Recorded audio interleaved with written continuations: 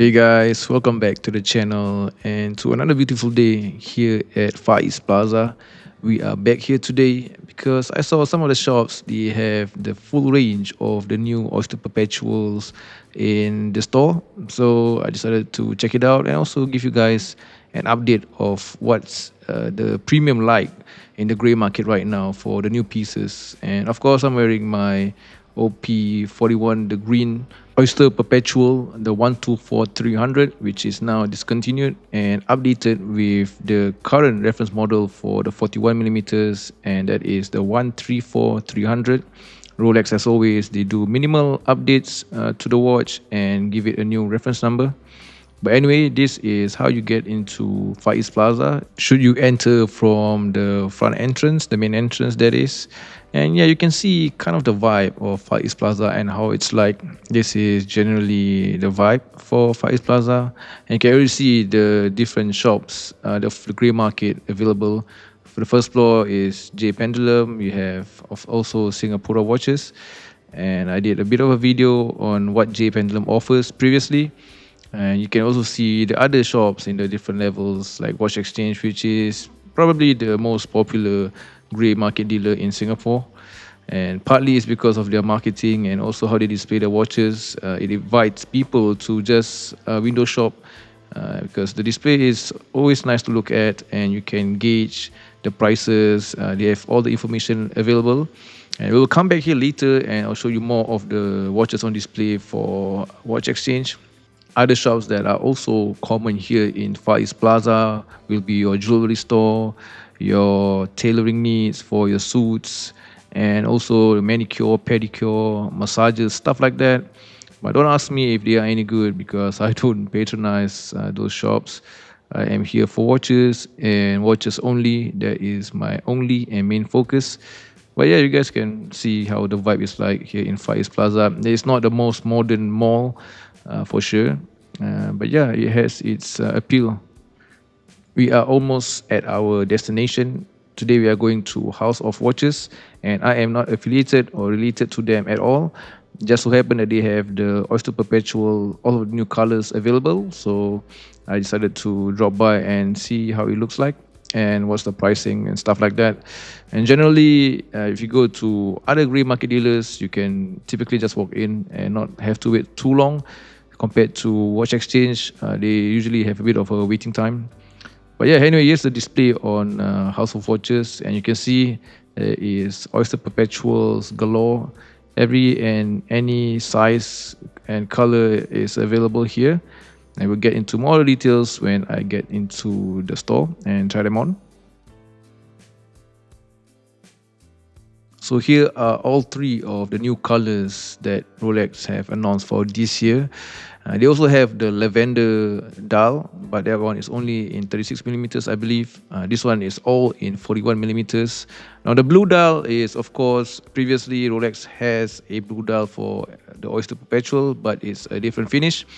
It's a more of a sunburst finish previously. Now all of the new colors are in a matte-like finish, which is really more nice and more classy. In my opinion, it's currently like the trend, and Rolex definitely knows how to execute their colors well. This new blue one is called the matte blue or Mediterranean blue, and 41 millimeters. This one, as compared to the other new colors, is the more reasonably priced one. I believe it's about 14,500 Singapore dollars. This beige one is, I think, the second most expensive for the new colors. This one is about 21,000 Singapore dollars, plus minus around that price. And lastly, of course, the pistachio, which really took the internet over when it was announced. This color, especially with the matcha trend, the matcha craze right now, this one just is about 21,000. So this one is the most premium you have to pay should you want to own this from the grey dealer, which is insane pricing, but that is just Rolex being Rolex, I guess. And here is the blue one, besides my green OP41. Both are 41 millimeters, of course. And you can see the green Oyster Perpetual really has nice depth to it.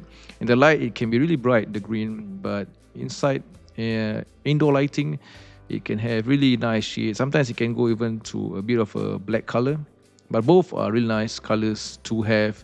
You really can't complain to if you have to pick either one. Can't go wrong with either one. And I really do love these Oyster Perpetuals. And if I could have one collection from one Rolex family lineup, probably the OPs. This is the pistachio alongside with the beige. Again, nice colors, but the premium is a bit much. I guess you just have to wait if you want to own one from the grey dealer.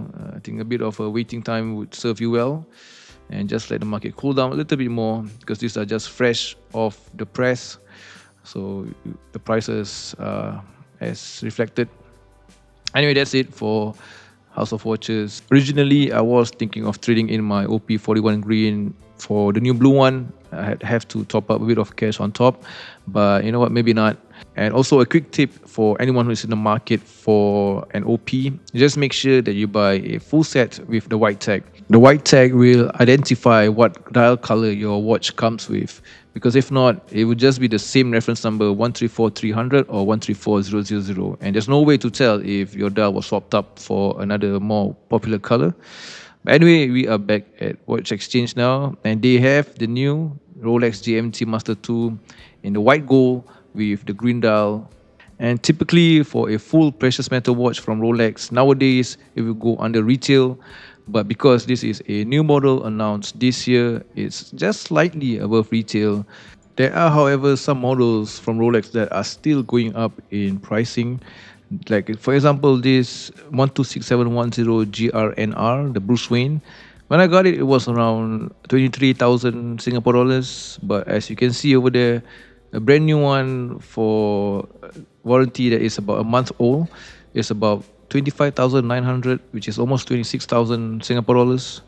A few thousand more than when I got it a few months ago. I'm not sure why that is or what's the trend right now. But yeah, there are a few models that are still going up despite current market trends. So just FYI. Moving on to the Daytonas, and if you buy a platinum Daytona or any platinum models from Rolex, you get that big box instead of the standard Rolex size box. Here you can see more Daytonas available, any configuration really, I believe it's here. And yeah, even the Daytona is not safe from the market. Most of the full precious metal Daytonas are going for under retail. Of course, stainless steel, it doesn't have to be said, it's going premium. But full precious metal, no matter what family of Rolex, Daytona, GMTs, whatever, all of them are pretty much going under retail. So choose to spend your money wisely. Moving on to the Datejust, also following a similar trend. Anything with precious metal, it is going under. But stainless steel ones, some of them are not so bad. If you have, if you're looking for a certain configuration that is not as popular, maybe like a Oyster bracelet with a smooth bezel, the premium is only like 1,000 plus to $2,000. When the premium is so close to retail, it's a good indication.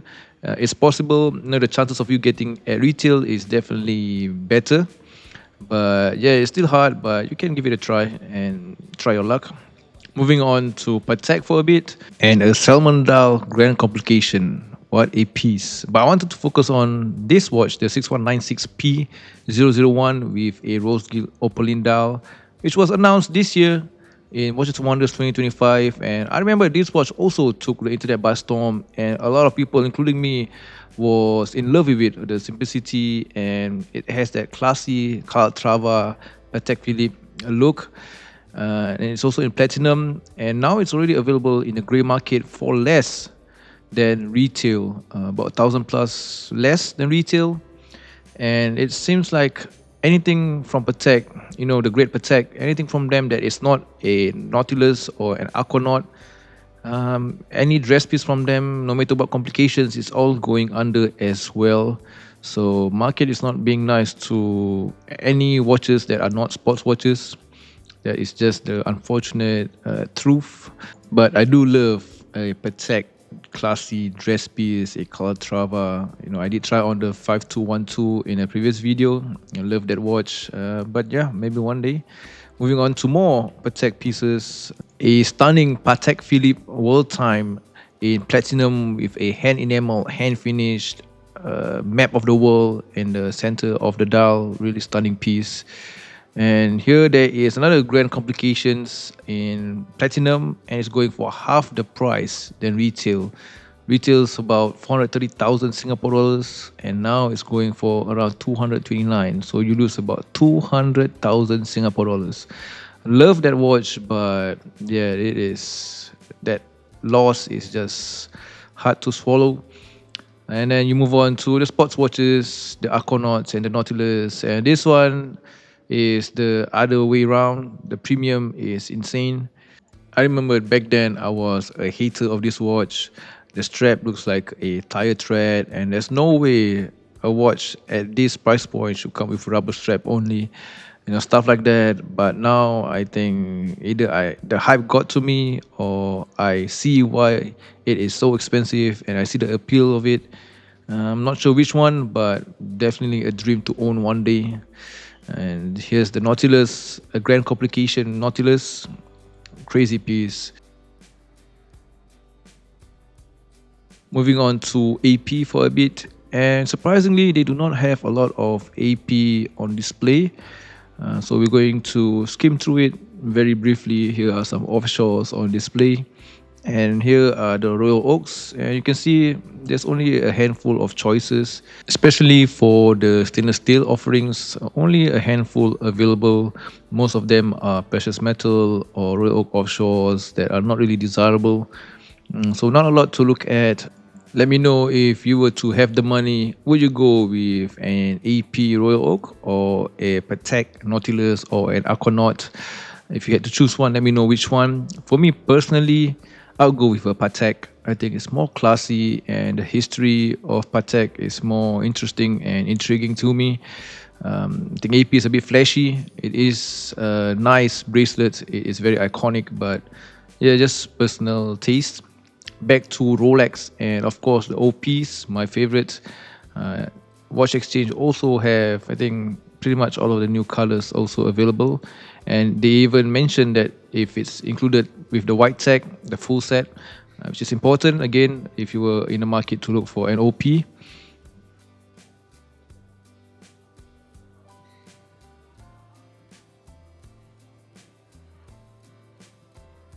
More Oyster Perpetual on display, and they also have the discontinued coral red also.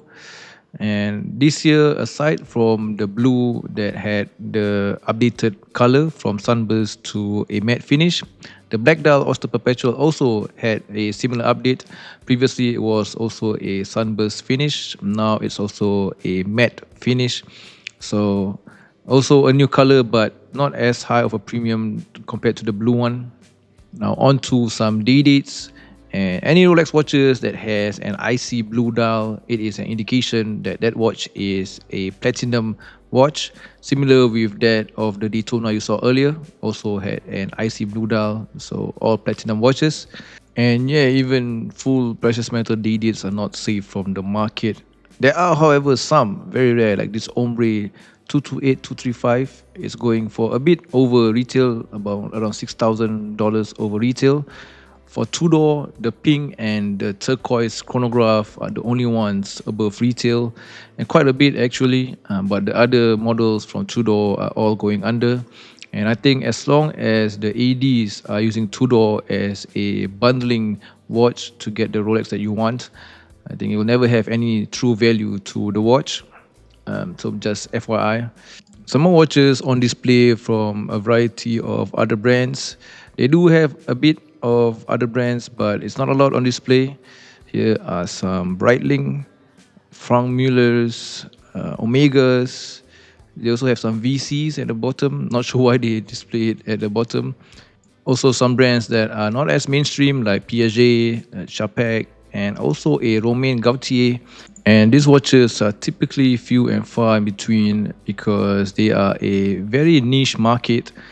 You really have to love watches to be able to know of those brands and appreciate them.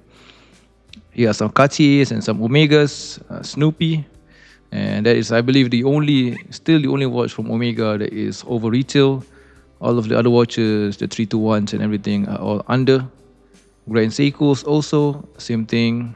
And this is a nice tree here, tree of Omegas, some limited edition ones like the Speedmaster Tintin, and also a vintage Rail Master at the side there, which is, I believe, it's a nice one compared to the current release. They've done a really bad job, in my opinion. But anyway, this last watch that I want to show to you guys is quite an exciting one. A Rolex Yachtmaster in a full titanium case and bracelets. Really stealthy look. And this one also has a bit of a premium. I believe the retail is about 25,000 Singapore dollars. And the premium is about 6,000 more, around 31,000 Singapore dollars. But I really do love the look of it, and titanium is such a rare material for Rolex to use, and it's kind of a if you know you know kind of watch. So I do enjoy that aspect. But maybe one day we'll see if I do decide to get it. But anyway, that is all that I have for you guys today. Some final shots of the watches on display. Let me know what you guys think. And yeah, I'll see you on the next one, guys. Thank you for watching and peace.